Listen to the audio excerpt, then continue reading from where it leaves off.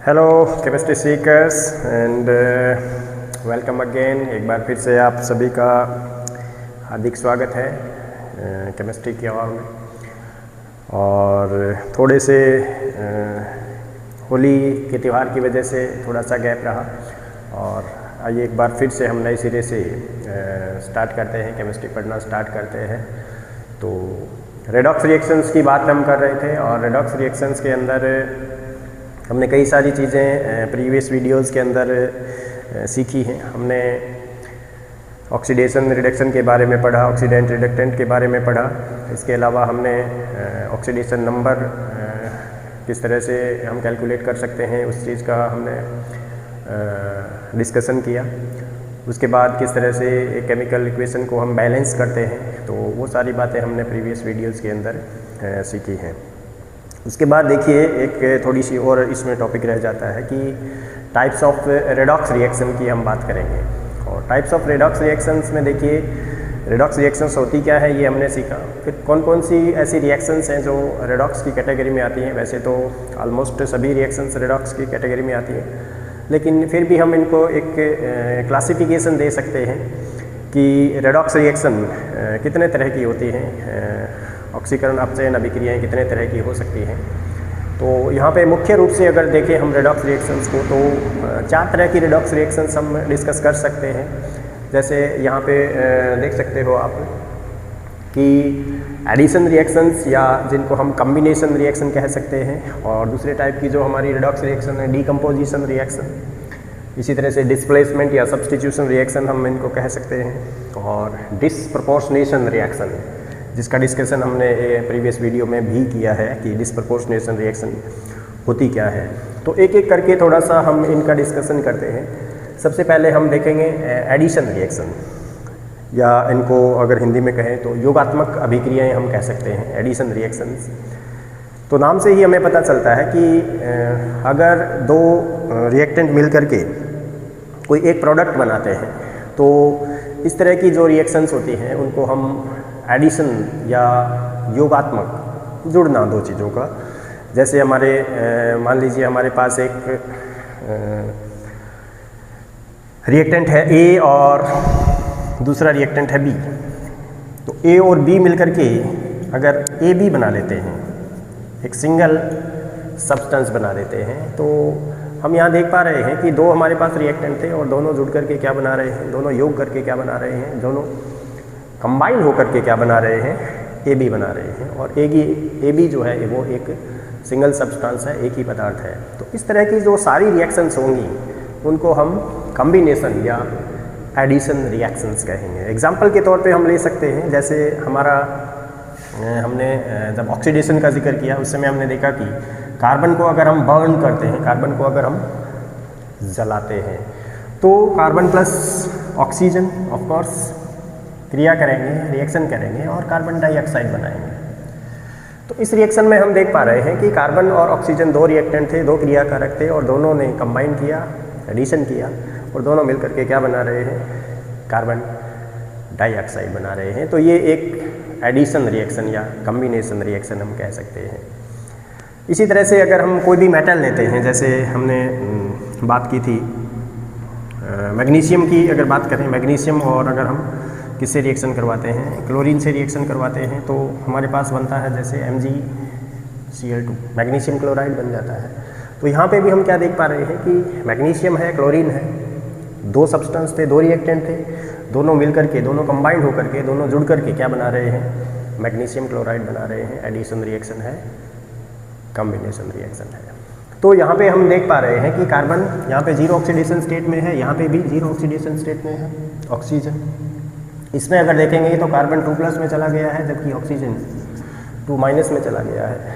तो हम यहाँ पे देख सकते हैं कार्बन का क्या हो गया है, ऑक्सीडेशन हो गया है, ऑक्सीजन का क्या हो गया है, रिडक्शन हो गया है। Hence this is a redox reaction. इसलिए ये क्या है, एक रेडॉक्स रिएक्शन है। ओके। इसी तरह से यहाँ पे हम देखेंगे मैग्नीशियम 0 ऑक्सीडेशन स्टेट में है, क्लोरीन भी 0 ऑक्सीडेशन नंबर में है, 0 ऑक्सीडेशन स्टेट के अंदर है। यहाँ पे बन क्या गया है, 2+ बन गया है, और Cl का -1 बन गया है। तो देखिए यहाँ पे मैग्नीशियम का ऑक्सीडेशन हुआ और क्लोरीन का क्या हुआ है, रिडक्शन हुआ है, यानी मैग्नीशियम का ऑक्सीकरण हुआ है और क्लोरीन का क्या हुआ है, अपचयन हुआ है। दोनों मिलकर के क्या बनाते हैं, कंबाइन होकर के क्या बनाते हैं, मैग्नीशियम क्लोराइड बनाते हैं। रिडॉक्स रिएक्शन है और सब कैटेगरी क्या है, एडिशन रिएक्शन है। तो इस तरह से आप एडिशन रिएक्शन या कॉम्बिनेशन रिएक्शन को एग्जाम्प्लीफाई कर सकते हैं, उदाहरण के द्वारा हम इसको प्रूव कर सकते हैं। दूसरी जो हमारी रिएक्शन है डीकम्पोजिशन रिएक्शन जिनको बोलते हैं, या हम क्या कह सकते हैं इनको, डीकम्पोजिशन का मतलब होता है किसी चीज़ का टूटना, डीकम्पोज होना, यानी विघटन हम कह सकते हैं इसको, और ज़्यादा हिंदी में अगर सही टर्म देना चाहें तो विघटन रिएक्शन या हम डीकम्पोजिशन रिएक्शन कहेंगे। तो these are the reactions which are just opposite to combination reactions. ये ऐसी रिएक्शन है जो कॉम्बिनेशन रिएक्शन या हमारी जो योगात्मक अभिक्रियाएं थी उनका एकदम क्या होती हैं, उल्टा होती हैं। डीकम्पोजिशन, एक सब्सटेंस, एक रिएक्टेंट टूट करके अगर एक से ज़्यादा प्रोडक्ट बनाता है, इसका मतलब इट विल ब्रेक, ये टूटेगा, और टूटेगा तो एक से ज़्यादा प्रोडक्ट बनेंगे। क्या कहेंगे हम, डीकम्पोजिशन रिएक्शन कहेंगे। एग्जाम्पलीफाई कर सकते हैं हम इसको, क्या लिया हमने, हमारा जीता जागता एग्जाम्पल होता है कैल्शियम कार्बोनेट। देखा है इसको कभी आपने, देखा है, नहीं देखा, मैं कहता हूँ देखा है आपने। स्कूल तो गए हो सभी आप, और स्कूल में आपने चॉक का टुकड़ा देखा ही होगा, देखा है, डक्स आपने देखा है। तो हमारा जो चॉक है, हमारा जिस पे हम जो ब्लैक बोर्ड पे हमारा चॉक चलता था, आजकल हालांकि चॉक को रिप्लेस कर दिया है इस तरह के पेन ने। तो कैल्शियम कार्बोनेट चॉक का टुकड़ा ही है हमारा कैल्शियम कार्बोनेट। इसी मैंने कहा कि आपने देखा है। तो कैल्शियम कार्बोनेट को अगर हम स्ट्रॉन्ग हीटिंग करते हैं, गर्म करते हैं, इसको क्या करते हैं, गर्म करते हैं, हीटिंग करते हैं इसकी, तो ये कैल्शियम कार्बोनेट टूट करके क्या बन जाता है जी, CaO बन जाता है, और इसमें से क्या निकल जाती है, कार्बन डाइऑक्साइड गैस बाहर निकल जाती है। डीकम्पोज हो गया है, देखिए क्या हो गया है जी, डीकम्पोज हो गया है। कैल्शियम कार्बोनेट टूट करके क्या बन गया है, कैल्शियम ऑक्साइड, जिसको हम क्या बोलते हैं, क्विक लाइम भी बोलते हैं। क्या बोलते हैं रे, क्विक लाइम बोलते हैं। और साथ के साथ क्या बन गया है हमारा, कार्बन डाइऑक्साइड। तो ये जो रिएक्शन हम देख पा रहे हैं, इसमें क्या हुआ है, कैल्शियम कार्बोनेट एक सब्सटेंस, एक रिएक्टेंट था, और इसको हमने हीटिंग दिया तो टूट करके क्या बन गया है, दो आपके प्रोडक्ट यहाँ पे बन गए हैं। इसका मतलब कैल्शियम कार्बोनेट क्या हो गया है भाई, डीकम्पोज्ड हो गया है। तो डीकम्पोजिशन रिएक्शन हम इसको कह सकते हैं। और देख पा रहे हैं कि 1 से 2 बने थे, यहाँ पे 2 से 1 बना था। तो this is just opposite to addition reaction, decomposition reaction. Okay, तो इस तरह से डीकम्पोजिशन रिएक्शन को भी हम बहुत ही सिंपल, हमारा एग्जाम्पल होता है, इसके द्वारा हम क्या कर सकते हैं, एग्जाम्प्लीफाई कर सकते हैं। कर सकते हैं भाई, yes, is it clear, okay good. Next एक और हमारी रिएक्शन बचती है, डिस्प्लेसमेंट रिएक्शन या सब्स्टिट्यूशन रिएक्शन। कौन सी है, नंबर 3, डिस्प्लेसमेंट या सब्स्टिट्यूशन रिएक्शन। तो देखिए डिस्प्लेसमेंट या सब्स्टिट्यूशन जो रिएक्शन है, बड़ी इंटरेस्टिंग सी रिएक्शन होती है हमारे पास। देखिए आप 2 बैठे हो यहाँ पे, और एक ये आपकी फ्रेंड बैठी है जो अकेली है यहाँ पे, लेकिन मैं देख पा रहा हूँ कि अगर ये चाहे तो आप दोनों पास पास बैठी हैं, एक को ये धक्का मारेगी आपको और खुद यहाँ पे बैठ जाएगी।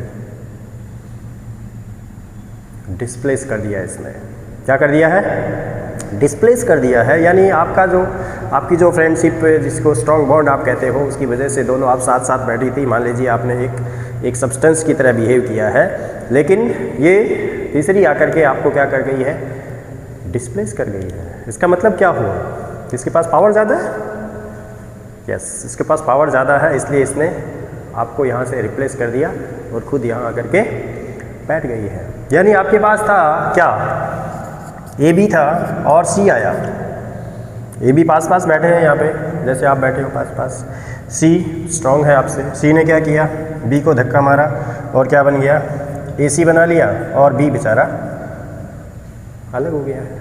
तो यहाँ पे हुआ क्या है कि सी ने इस ए बी में से बी को क्या कर दिया है, डिस्प्लेस कर दिया है, यानी प्रतिस्थापित कर दिया है। प्रतिस्थापन अभिक्रियाएं क्या बोलते हैं भाई, प्रतिस्थापन अभिक्रियाएं बोला जाता है। और प्रतिस्थापन जो अभिक्रियाएं हैं उसके लिए हमारे पास इनको हम दो तरह की कैटेगरी में क्लासिफाई कर सकते हैं, बांट सकते हैं हम इनको।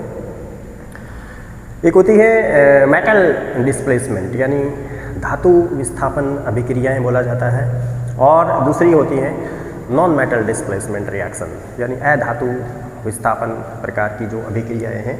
तो दोनों को ही हम एग्जाम्प्लीफाई कर सकते हैं कि अगर एक मेटल दूसरी मेटल को डिस्प्लेस करती है, क्या बोला मैंने, एक मेटल अगर दूसरी मेटल को क्या कर सकती है, डिस्प्लेस कर सकती है, तो हम ये कहते हैं कि मेटल डिस्प्लेसमेंट रिएक्शन। जैसे एग्जाम्प्लीफाई करना ज़रूरी होता है। देखिए जो भी हम यहाँ पे पढ़ रहे हैं, जहाँ पे टाइप्स ऑफ रिएक्शन पढ़ रहे हैं, उसको हम एग्जाम्पल के द्वारा हम प्रूव ज़रूर करें, तभी हम कहते हैं कि हमारी बात समझ में आई है। तो मेटल डिस्प्लेसमेंट की अगर हम बात करें, metal displacement reactions, metal displacement reaction में देखिए होता क्या है कि अगर हमारे पास मान लीजिए कोई साल्ट है, कोई हमारे पास क्या है भाई, साल्ट है, ओके। तो साल्ट की अगर हम किसी दूसरे मेटल के साथ रिएक्शन करवाते हैं, धातु के साथ रिएक्शन करवाते हैं, तो अगर वो मेटल उस साल्ट में ऑलरेडी प्रेजेंट मेटल से ज़्यादा रिएक्टिव है। अब देखिए मेटल के रिएक्टिव होने का मतलब यहाँ पे क्या है, इस बात को समझना थोड़ा सा बहुत ज़रूरी है। यहाँ पे मेटल के रिएक्टिव होने का मतलब ये है कि साल्ट में जो प्रेजेंट मेटल है वो मेटल तभी डिस्प्लेस हो सकता है अगर उस मेटल को इलेक्ट्रॉन जो उसने डोनेट किए हुए हैं पहले से ही, वो इलेक्ट्रॉन अगर उसको वापस मिल जाए, और वो इलेक्ट्रॉन उसको वापस देगा कौन, जिस मेटल के साथ हम उस साल्ट की रिएक्शन करवा रहे हैं, वो मेटल उस साल्ट में प्रेजेंट मेटल को अपने इलेक्ट्रॉन देगा। इसका मतलब क्या हुआ कि जिस मेटल के साथ हमने साल्ट की रिएक्शन करवाई थी, जैसे हमारे पास है कॉपर सल्फेट, क्या है भाई हमारे पास, कॉपर सल्फेट है। इस कॉपर सल्फेट की रिएक्शन हमने जिंक डस्ट के साथ करवा दी, यानी इसके अंदर हमने क्या डाल दिया भाई, कॉपर सल्फेट का सॉल्यूशन बनाया और उसमें हमने क्या डाल दिया, जिंक डस्ट डाल दिया, जिंक का पाउडर, धूल डाल दी जिंक की। तो अगर हम जिंक की धूल इसके अंदर डालते हैं, यानी Zn पाउडर अगर हम डालते हैं, तो होता क्या है, ये रिएक्शन हम देख पाते हैं, इसको आंखों से देख पाते हैं। ऐसा मैं क्यों कह रहा हूँ अभी आपको बताई जाएगी ये बात। कॉपर, अब यहाँ पे देखिए हमारे पास कॉपर सल्फेट था। कॉपर सल्फेट एकदम ब्लू कलर का होता है, जब भी इसको हम पानी में डालते हैं एकदम ब्लू कलर का पानी आपको दिखाई देता है, जैसे ये शर्ट हमारी दिखती है आपको, या उसके बैग का जो कलर है, ओके। तो ये कॉपर सल्फेट जो ब्लू कलर का आपको दिख रहा है, जैसे ही आपने Zn पाउडर यहाँ पे डाला है, थोड़ी देर बाद क्या हुआ है, ये जो कॉपर सल्फेट का ब्लू कलर था, इट विल डिसअपीयर, ये गायब हो जाएगा और आपको थोड़ा सा ब्लूइश या इस तरह का कलर वो दिखाई देगा वहाँ पे। तो यहाँ पे हुआ क्या है एक्चुअली, क्योंकि यहाँ पे जिंक ने इस कॉपर सल्फेट के जो कॉपर मेटल थी, उस कॉपर मेटल को डिस्प्लेस कर दिया है और स्वयं इटसेल्फ इस सल्फेट के साथ चिपक गया है। तो एक मेटल ने दूसरी मेटल को क्या किया, यहाँ पे डिस्प्लेस किया, and hence this is called metal displacement reaction. इसलिए इसको क्या बोला गया, मेटल डिस्प्लेसमेंट रिएक्शन बोला गया है। अब यहाँ पे देखिए कॉपर यहाँ पे +2 ऑक्सीडेशन स्टेट में था, जिंक यहाँ पे 0 ऑक्सीडेशन स्टेट में था, सल्फेट यहाँ भी सल्फेट है, यहाँ भी सल्फेट है, तो इसमें ऑक्सीडेशन नंबर आपको लिखने की जरूरत नहीं है सल्फेट में, सल्फर और ऑक्सीजन के। तो यहाँ पे देखिए कॉपर अब क्या हो गया है, 0 ऑक्सीडेशन स्टेट में हो गया है, और जिंक क्या हो गया है, 2+ ऑक्सीडेशन स्टेट में हो गया है। तो यहाँ पे कॉपर ने इलेक्ट्रॉन एक्सेप्ट किए, ग्रहण किए हैं, जबकि जिंक ने क्या किया, इलेक्ट्रॉन डोनेट किए हैं। इसका मतलब जिंक का क्या हुआ है, ऑक्सीडेशन हुआ है, zinc behaves as a reducing agent. यहाँ पे जिंक जो है वो अपचायक की तरह बिहेव कर रहा है, जबकि कॉपर किस तरह से बिहेव कर रहा है, यहाँ पे कॉपर एक क्षीकारक की तरह बिहेव कर रहा है। तो यहाँ पे कुल मिलाकर के क्या हुआ, एक का रिडक्शन हुआ और एक का क्या हुआ, ऑक्सीडेशन हुआ। Hence this is redox reaction. इसलिए ये क्या है, एक रेडॉक्स रिएक्शन है और मेटल का डिस्प्लेसमेंट हुआ है, इसलिए कौन सी रिएक्शन है, मेटल डिस्प्लेसमेंट रिएक्शन है। इसी तरह से अगर बात करें हम नॉन मेटल्स की, तो अब यहाँ पे ये कहा जाएगा कि जिंक की रिएक्टिविटी जो है वो कॉपर से क्या है, ज़्यादा है। तो यहाँ पे रिएक्टिविटी का मतलब मेटल्स के लिए आप यूँ समझें कि जो मेटल जितना आसानी से इलेक्ट्रॉन डोनेट करता है, जो मेटल जितना आसानी से इलेक्ट्रॉन डोनेट करता है उसकी रिएक्टिविटी ज़्यादा होती है। अगर हम यहाँ पे कंपैरिजन करेंगे कॉपर और जिंक का, तो यहाँ पे जिंक की रिएक्टिविटी कॉपर से क्या है, ज़्यादा है। और इस तरह से रिएक्शंस के द्वारा मेटल्स की या एलिमेंट्स की एक सीरीज़ भी बनाई जाती है जिसको हम एक्टिविटी सीरीज़ कहते हैं। और हम जब इलेक्ट्रोकेमिस्ट्री पढ़ेंगे तो वहाँ पे इलेक्ट्रोकेमिकल सीरीज़ का भी जिक्र करेंगे, वहाँ पे भी इस तरह की रिएक्टिविटी हम देख पाएंगे, लेकिन उसमें थोड़ा सा और डिस्कशन ज़रूरी हो जाता है। तो वो चीज़ हम नेक्स्ट ईयर जब हम 12th क्लास का सिलेबस करेंगे वहाँ पे डिस्कस की जाएगी। तो मेटल डिस्प्लेसमेंट, इसी तरह से नॉन मेटल्स डिस्प्लेसमेंट रिएक्शन होती है। जो दूसरे टाइप की डिस्प्लेसमेंट रिएक्शन होती है वो क्या है, नॉन मेटल डिस्प्लेसमेंट रिएक्शन।